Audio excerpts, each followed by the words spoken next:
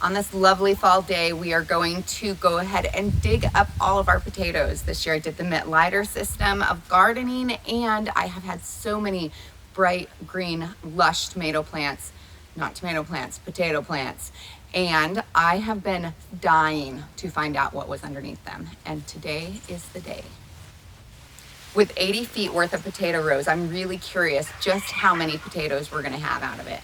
You can harvest your potatoes as early as when it starts blossoming, and then you'll get these really nice, thin-skinned, tender potatoes, which is fabulous, but I have a big family. We tend to want the really big potatoes.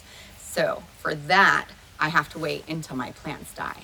Once the potato plants die off and all of their leaves are yellowed and it's not thriving anymore, that's when you can start to harvest. But really, I usually wait until it's just past the first couple of frosts.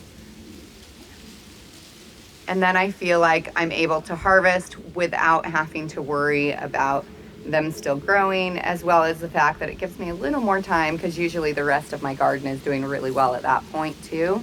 When you're digging up potatoes, you really want to use like some kind of a fork, or you can use a shovel, but you want to make sure that you go underneath them, because if you spear through any of them, then they'll start to go bad. You can still use them, but you'd have to use them, pretty much right away. Sometimes it's nice to just dig them up with your hands, because with your hands, you know that you're not going to spear into them. And the nice thing about the soil, the way that we did it for Mitt is it's nice and soft and easy to dig through. So with these tiny potatoes, you want to definitely keep those. You can either eat them as just little snacks. Those are kind of fun. But what I like to do is save those for my seed potatoes. You don't want to actually wash the potatoes.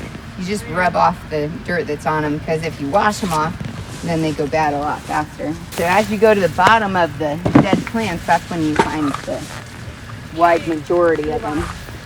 Behind me is 420 pounds of potatoes that came out of our garden. Now, our garden had 80 linear feet of potatoes in it. And generally speaking, they say you should expect anywhere from 1.5 to 3 times that amount of poundage. So that would be estimating 240 pounds, but we got 420. So I think that this was a pretty successful trial of the Mitt system. Fortunately, we have a good sized root cellar, so we're gonna take these down in there, put them to bed, and they should be good for us all winter long. If you haven't seen our video for how to make the root cellar, you can take a look at that.